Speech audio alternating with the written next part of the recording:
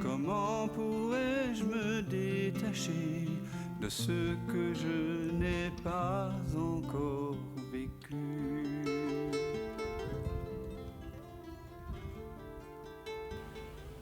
On va s'éveiller au rêve. On va redevenir lucide dans ce rêve-ci.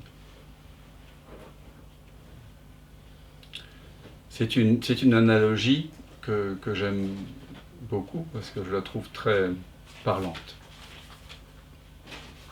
L'analogie du rêve. Lorsque vous rêvez la nuit, vous comprenez que tout le rêve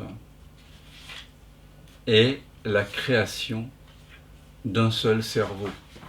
Si on est matérialiste, disons d'une seule conscience, séparée, apparemment séparée, d'une seule personne, d'accord, qui dort dans son lit. Mais pour expérimenter le rêveur qui s'endort se localise apparemment dans un avatar particulier, d'accord, qui n'est pas forcément, disons, la même personne que celle que vous pensez être dans l'état de veille. Vous pourriez rêver que vous êtes une femme, un enfant, une proie, un prédateur, un guerrier, un saint, un éveillé. Il y a toutes sortes de rêves. Mais pour que celui qui s'endorme puisse exprimer, actualiser tout un potentiel qui réside en lui, mais qu'il ne peut pas exprimer dans son état de veille, il s'endort et il permet au rêve d'éclore, d'accord ? Et il se localise momentanément en tant qu'un avatar particulier dans ce rêve. Et l'avatar dans le rêve, il pense être quelqu'un, d'accord ? D'ailleurs, quand il perçoit le monde autour de lui, le monde du rêve, il a l'impression que c'est un monde qui lui est extérieur. Les autres sont d'autres gens, d'accord ? Les meubles, les routes, les montagnes, le ciel, l'océan, les étoiles, tout ça, ça semble être séparé de lui. La preuve, quand il ferme les yeux, ce monde-là disparaît. Quand l'avatar dans le rêve ferme les yeux, son monde disparaît. Quand il les rouvre, le monde réapparaît. Donc, il semble momentanément se localiser lui-même derrière le rideau de ses paupières, quelque part dans sa tête. Vous voyez l'analogie?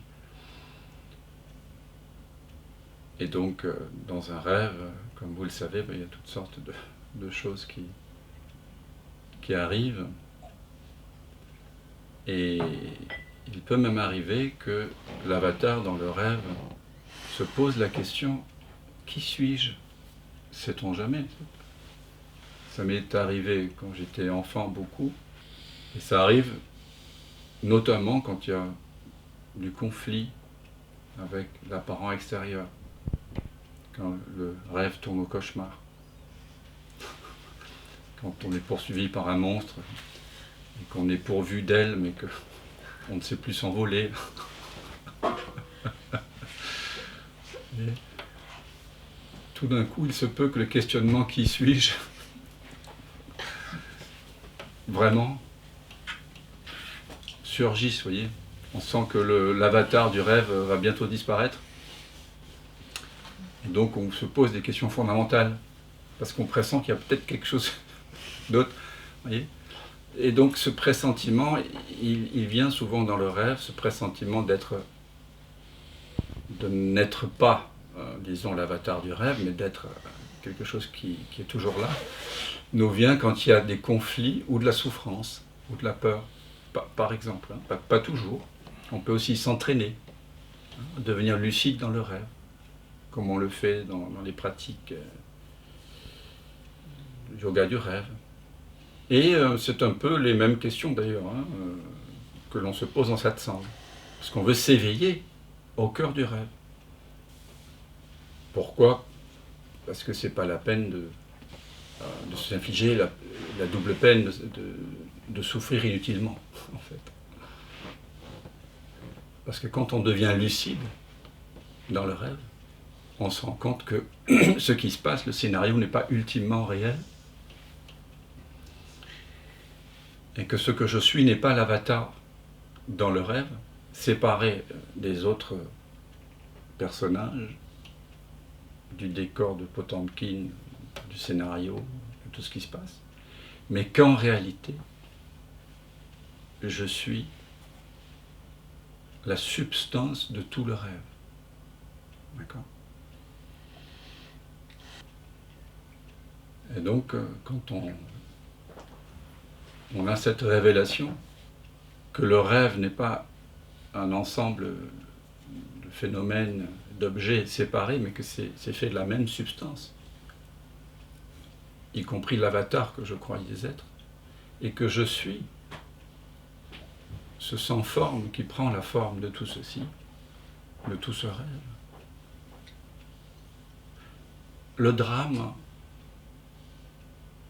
au lieu de tourner au cauchemar, au vinaigre, tourne à la comédie. Il y a un doux sourire, parce qu'il y a un total détachement. Comme quand l'explorateur dans la forêt reconnaît que le serpent n'est pas réel. Ah, c'est une corde. Ah, hein, c'est tranquille. On passe de la souffrance à la plénitude. On passe du sentiment de séparation, ah, je me sens séparé du monde, de l'autre, à la non-séparation, à l'amour, tout le monde du rêve devient intime, familier. Mais c'est moi qui ai créé tout ça. C'est moi qui suis en train de me manifester en tant que tout ceci.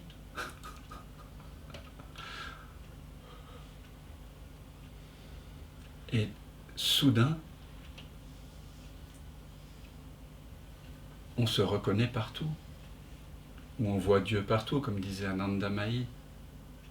Dans le rêve, on reconnaît que ce que l'on est réellement, ce jeu ultime qui se révèle lorsque je pose la question « Qui suis-je ?», c'est celui qui est dans son lit, qui est en train de rêver le rêve. Et pourtant, je continue, le rêve continue. Mais maintenant, je sais. Donc,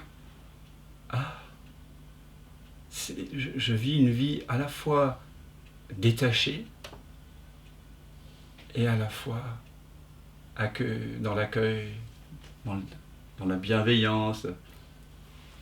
C'est un changement de paradigme absolu auquel nous nous invitons ici, qui est du même ordre, dans cette analogie du rêve, que de s'éveiller au cœur d'un rêve nocturne et redevenir lucide dans son rêve. Réaliser que je ne suis pas un avatar dans le rêve, je ne suis pas localisé en tant qu'avatar.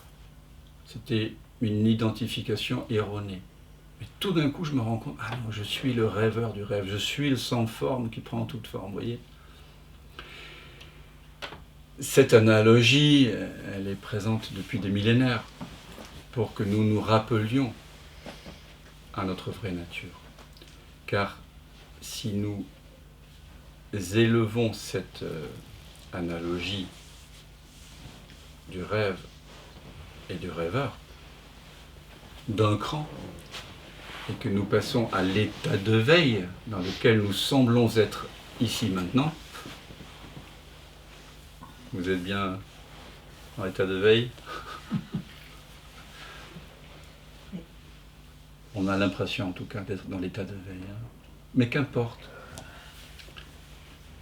Qu'importe que nous soyons dans un monde enchâssé dans un autre monde, ou dans un rêve enchâssé dans un autre rêve. La question qu'on se pose, c'est qui suis-je? Et quelle que soit la réalité que l'on accorde à ce qui est perçu, un rêve, une réalité intermédiaire, un monde d'état de veille, nous réalisons maintenant, nous posons la question qui suis-je, qui perçoit, que c'est par là que se trouve la réalité. La réalité, ce que nous appelons la réalité, c'est ce qui est toujours vrai. La seule réalité qui soit toujours vraie, c'est cela qui connaît le rêve, qui rêve le rêve, qui est conscient du rêve. C'est ce que nous nommons « je ». C'est le véritable « je ». Et donc si nous montons d'un cran l'analogie là, que l'on faisait et qu'on considère qu'on est à l'état de veille maintenant, vous pouvez peut-être saisir intuitivement que l'avatar dans le rêve, là, Dan c'est longtemps pris pour Dan dans ce rêve-ci, séparé du monde. Peut-être que Dominique aussi, ou Agnès, ou Jean-Luc, ou Bernard, ou même Mélissa, voire Déborah aussi. Peut-être que Catherine, Carole, ou Caroline aussi. Comme moi, vous vous êtes pris pour cet avatar, que vous vous êtes localisé derrière le rideau des paupières, là, quelque part dans la tête. Et peut-être que il est temps, là,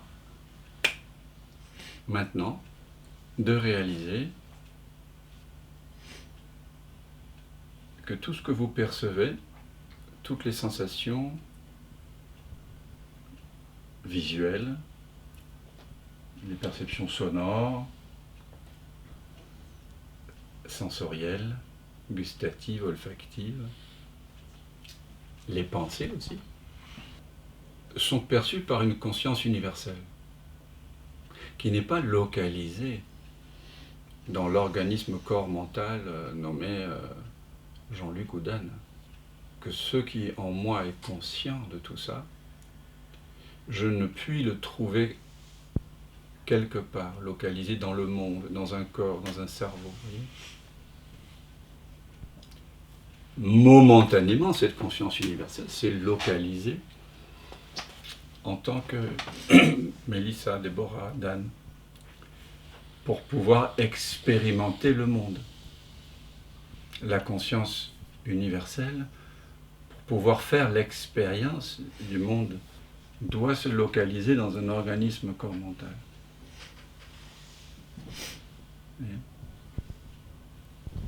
Elle ne peut pas faire l'expérience du monde directement. Ce serait un tel fatras d'informations. Et donc il se localise en tant que humain, éléphant, toutes sortes de perspectives, pour avoir différentes perspectives sur lui-même. Mais tout l'univers est une mise en vibration de cette conscience universelle. C'est un autre mode de perception auquel on s'invite ici. C'est une révolution absolue, radicale. Et donc on peut aussi faire comme si, les Anglais disent volontiers fake it until you make it. Fais semblant jusqu'à ce que tu l'éprouves vraiment. On pourrait croire que c'est une pensée positive, mais quand il s'agit de la réalité ultime, on peut faire comme si, puisque c'est réel. Et donc on peut faire comme si tout ceci était un rêve. Vous voyez ? il y a dans le Vijnana Bhairava Tantra, qui est un très beau texte de la tradition du shivaïsme Cachemire, du Cachemire, tantrisme shivaïque du Cachemire. Il y a 110, 130 stances selon les versions, il y en a une qui me touche beaucoup. Et elle dit « Considérez tout l'univers comme une apparition magique. » Et réalise que tu es Bhairava, c'est-à-dire Shiva, l'absolu. Que tu es le sans forme qui prend toute forme. Parce que si on considère que tout ça est une apparition magique, ou un rêve, hein, c'est le même ordre d'idée, ou un hologramme. Prenez un temps pour regarder un peu tout ça. On est vraiment dans un rêve, là. On est dans une matrice.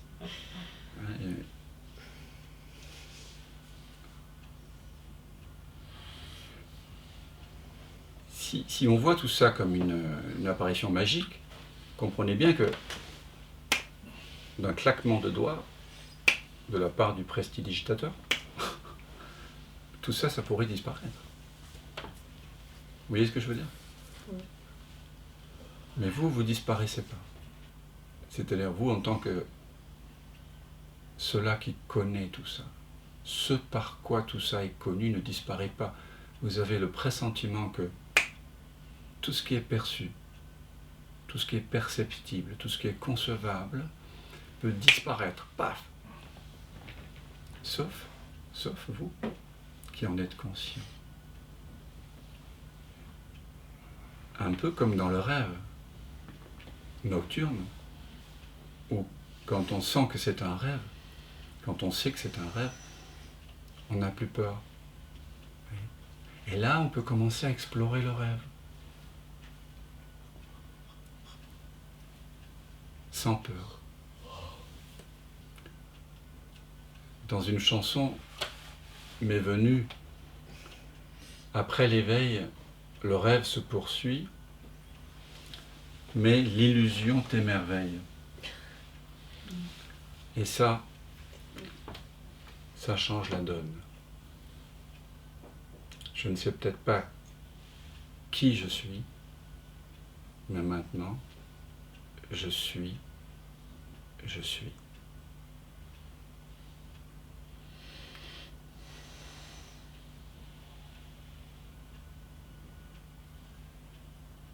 L'invitation, c'est voilà, d'apprendre à regarder différemment le monde.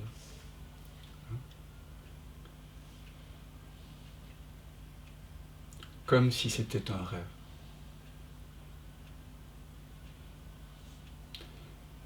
Ce n'est donc pas sérieux. D'accord ? C'est-à-dire que vous n'êtes plus pris à la gorge par le déroulement du scénario. En quelque sorte, vous êtes comme un écran conscient qui voit le film apparaître en lui, le film de la vie, le scénario, la famille, le couple, le travail, les aventures, la maladie, la naissance, la mort, comme dans un film. Tout ça, ça apparaît en vous, ça disparaît en vous. Comme c'est un écran conscient, dans cette analogie, le film est connu par vous. Le film ne vous connaît pas, vous le connaissez. Et ultimement, le film est fait de vous. Parce que le film n'est fait que de l'écran. Donc à la fois, il y a cette invitation à un absolu détachement du film, et à la fois à la reconnaissance que chaque pixel du film est fait de vous. Donc une absolue intimité aussi. Et c'est les deux faces de la reconnaissance de notre vraie nature. Connaissance, reconnaissance de qui je suis, ultimement, connaissance, et amour, intimité, non-séparation.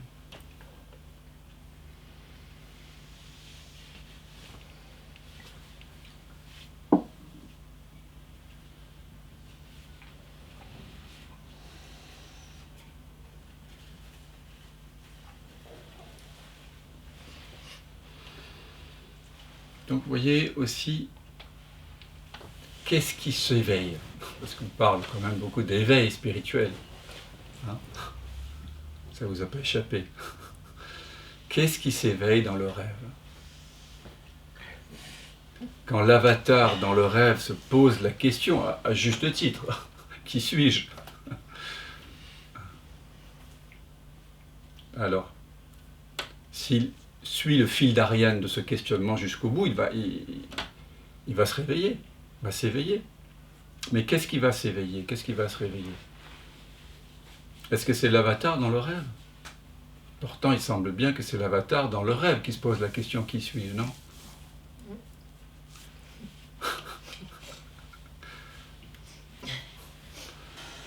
Donc quand la conscience est fatiguée de faire semblant de souffrir, quand elle veut se retrouver elle-même, dans le rêve, elle a des moyens, on va dire, d'aiguiller les personnages vers un questionnement qui va permettre à la conscience de se détacher de ce qu'elle n'est pas. Et c'est pour ça que les humains, notamment les voyants, les rishis comme on les appelait, quand voyant que l'homme commençait à s'identifier à la voix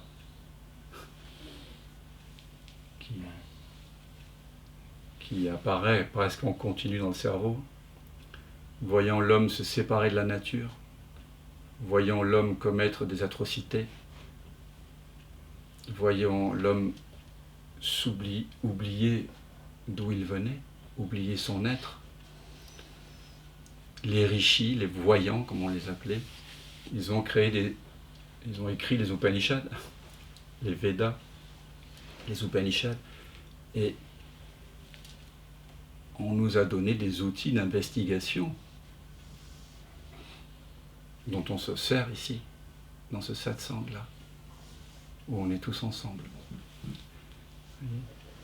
C'est comme si c'est la conscience elle-même, qui, comme le petit poussé là, qui est perdu, enfin, qui sait qu'on va essayer de le perdre dans la forêt, sème des cailloux blancs pour pouvoir retrouver le chemin. Alors durant ces 9 jours, on va tous utiliser des techniques habiles, comme disait le Bouddha, ou des clés non duelles, pour se rappeler à soi-même au cœur de ce rêve-ci. Et nous souvenir que ultimement, je suis le rêveur du rêve.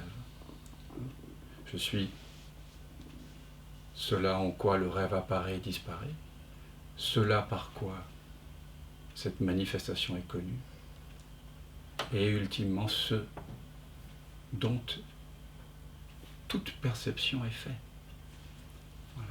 C'est ça l'invitation que j'ai à cœur de partager avec vous.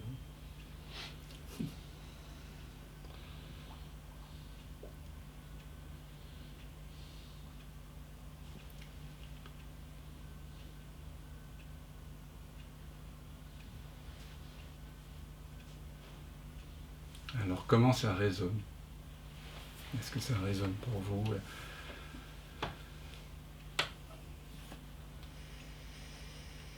Est-ce que ces mots vous portent vers une expérience directe? Est-ce que vous l'éprouvez? Ou non? Ou est-ce que ça reste simplement une vision de l'esprit, on pourrait dire? Parce que quand cette réalisation a lieu, que je suis le sans forme, qui prend toute forme, que je suis à la fois détaché de tout et en intimité avec tout, nous éprouvons la paix.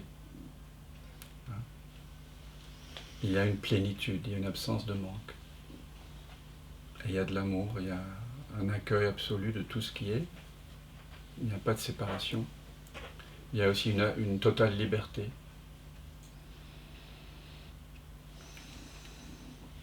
je rajouterai une grande douceur. Et chacun d'entre vous, vous pourrez colorer avec des mots cet indicible.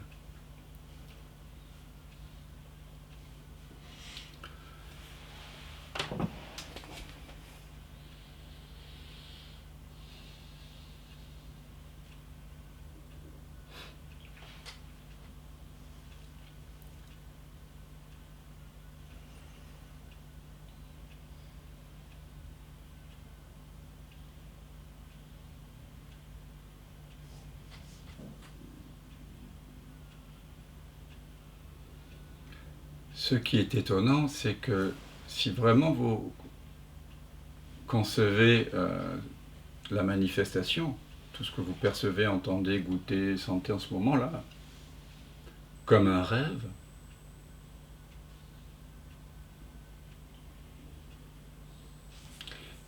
paradoxalement, les objets, les êtres qui sont là, vont vous apparaître dans une sorte d'aura. Il va y avoir une sorte de beauté un peu surnaturelle. Tout va tout d'un coup devenir plus vivant. C'est très paradoxal. On pourrait dire, mais si tout est un rêve, alors il n'y a pas d'intérêt. Mais c'est tout le contraire qui se passe. Vous regardez tout comme un rêve, donc ça veut dire une émanation d'une seule conscience. Là, vous commencez à regarder vraiment. Parce que vous avez envie de vous découvrir vous-même. Vous avez envie de... Vraiment, vous dites, c'est incroyable. Je prends cette forme-là aussi. Vous voyez, il va y avoir... Il y a peut-être un passage de trouble. Troublé, vous serez peut-être troublé. Mais après le trouble, il y a l'émerveillement. C'est ce que dit Jésus dans ce merveilleux évangile de Thomas. Texte incroyable, hein, découvert dans des amphores, dans une bibliothèque copte, fermée depuis le IIIe siècle, découverte en 1945 à Nag Hammadi en Égypte, en Haute-Égypte. On a découvert ce texte qui, semble-t-il, selon les experts gnostiques, serait la mouture originelle des évangiles. Ces 114 logions de non-dualité parfaite. Et le deuxième logion nous dit que celui qui cherche ne cesse de chercher. Ayant trouvé, il sera troublé. Bien sûr que pour le mental, tout ce que l'on vient de dire est extrêmement troublant, puisque le mental avait fomenté tout un complot de séparation. C'est le grand complotiste, le mental. Il nous avait mis à l'écart. Il avait créé des barrières, des frontières, des limites. Donc le mental sera forcément troublé, momentanément, tant qu'il résiste. Et continue, étant troublé, il sera émerveillé. Parce que quand vous voyez que tout ça est un rêve, le rêve est incroyable. Il devient digne d'intérêt, parce que c'est comme une création incroyable.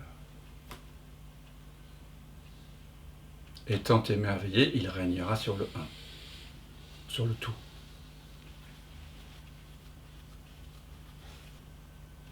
Alors il y a toute une série de propositions, de techniques habiles, d'expériences que nous allons faire pendant ces 9 jours pour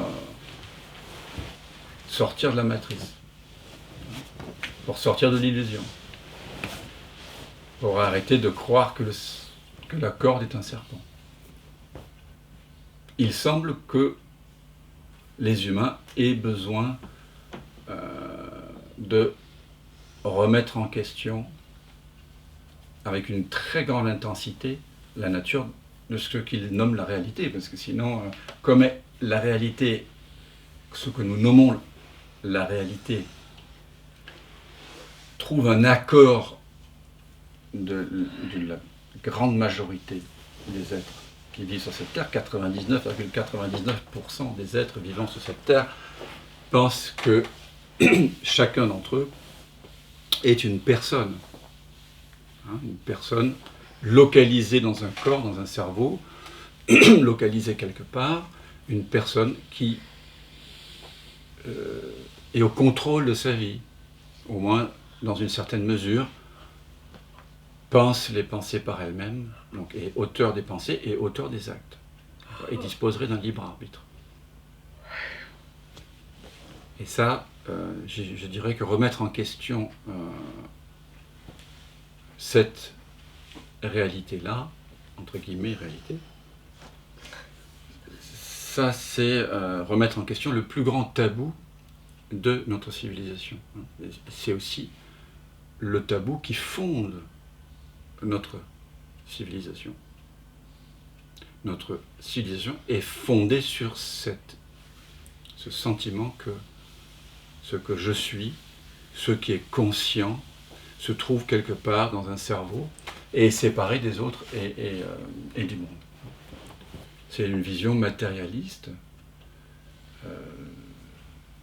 mais qui, on le verra, ne tient pas ses promesses dès que l'on la remet en question avec sincérité, avec authenticité, ce que nous allons faire ici. Et cette vision du monde, elle est aussi génératrice de souffrance. Ce que j'ai découvert et ce qui me donne envie de partager, ce que je partage ici avec vous, c'est la découverte que la souffrance n'est pas normale, n'est pas naturelle. C'est pas naturel de souffrir, comme on le croit. La plupart d'entre nous, la plupart des gens sur cette planète s'accordent pour dire que c'est pas normal de souffrir physiquement. Et donc quand on souffre physiquement, on va aller voir un médecin, ou un ostéopathe, ou un fasciathérapeute, ou un guérisseur. On va prendre des médicaments, on va aller voir un chirurgien. On trouve ça normal, d'accord ? Et on trouve ça normal que le corps, plus ou moins, ne doit pas souffrir. Donc, on invente d'ailleurs plein de médicaments, de drogues pour que cette souffrance cesse. Souvent avec des effets secondaires terrifiants. Mais par contre, la souffrance psychologique, bon, on n'est pas très honnête par rapport à ça déjà. Ça va ? Et toi ? C'est le modus operandi de l'être humain de base, dans sa communication. Donc, déjà, on n'est pas très honnête avec cette souffrance. Et puis, on n'a pas conscience à quel point on souffre. Jusqu'à ce que cette souffrance prenne des proportions certaines. Mais on trouve normal de souffrir de temps en temps. Et on pense, on croit, c'est la croyance collective, que la souffrance vient de certains facteurs extérieurs. Et donc, l'opposé de la souffrance psychologique, le bonheur, vient aussi de certaines conditions dans le monde. Et donc, on trouve à peu près normal de vivre des bonheurs intermittents et de souffrir de façon intermittente. Voilà, c'est comme ça.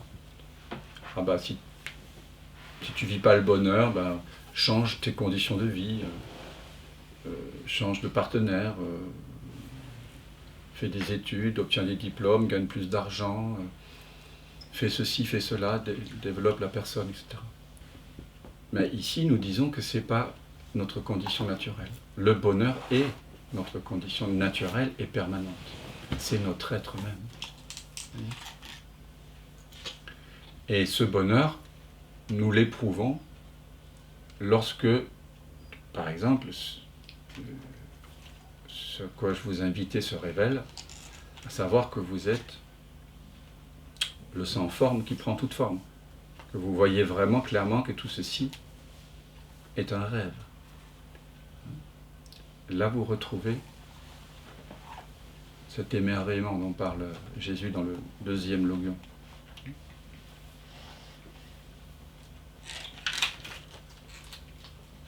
Et donc c'est ça qui m'a poussé à partager, en fait. C'est de découvrir que la souffrance n'est pas une option obligatoire, ce que j'ai pensé longtemps, et que le bonheur n'est pas quelque chose qui dépend d'une expérience, d'une capacité, d'un apparent succès, d'une notoriété, de l'amour des autres. Le bonheur,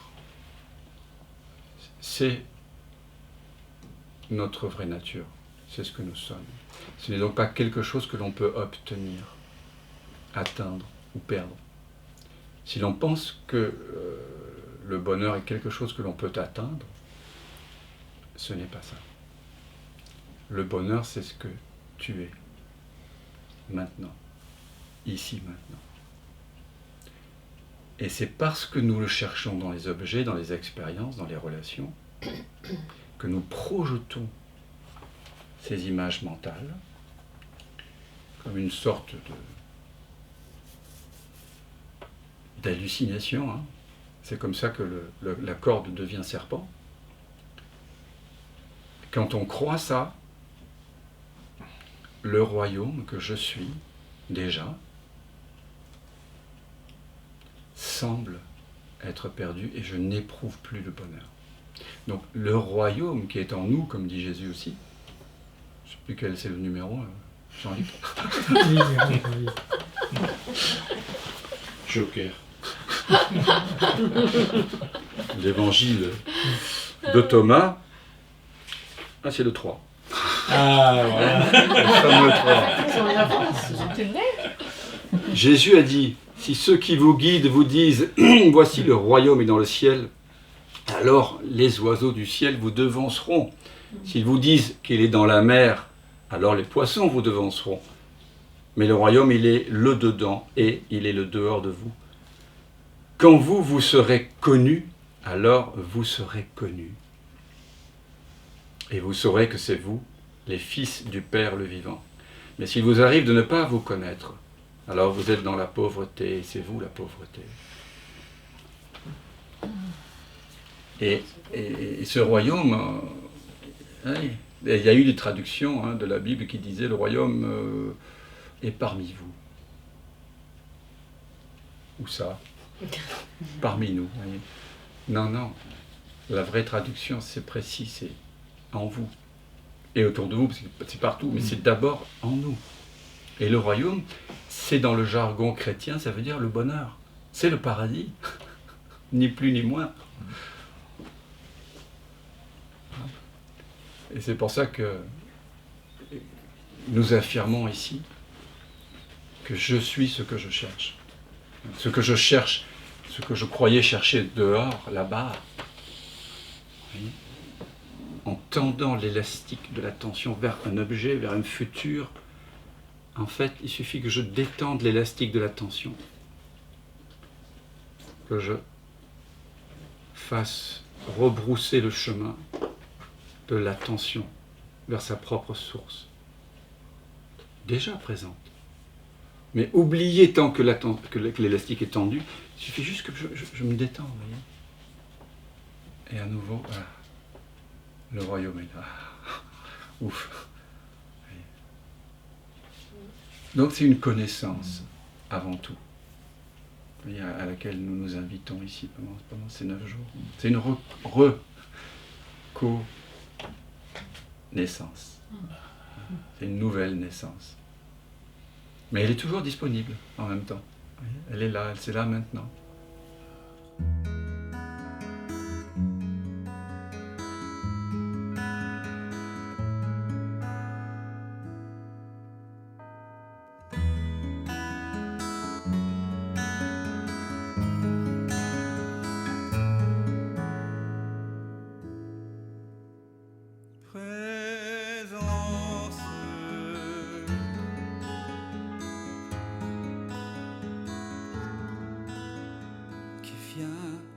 qui vient de l'absence.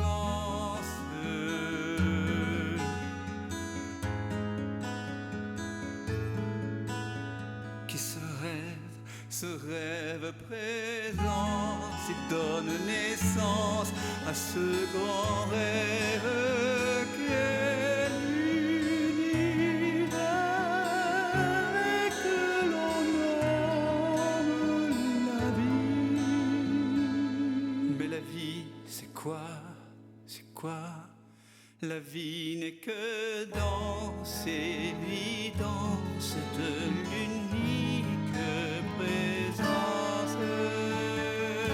Et tout prend naissance en toi qui jamais ne commence.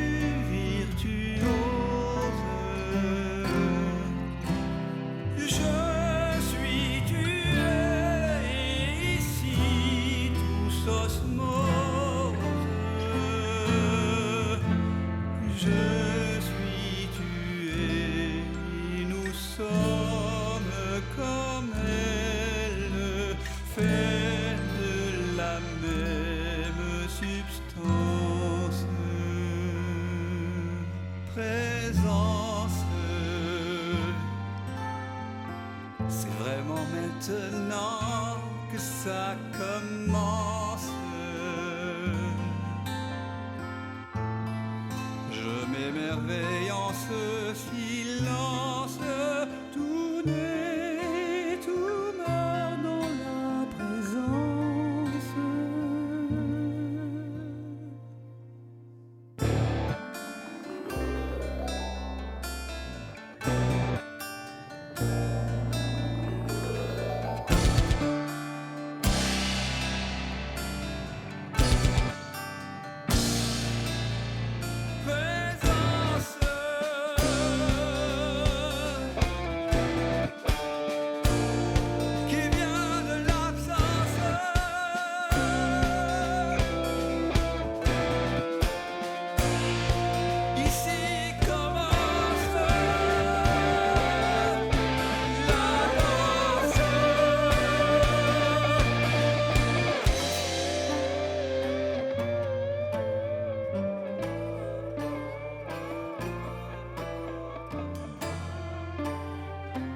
J'ai tant cogné à ta porte pour te connaître, vérité.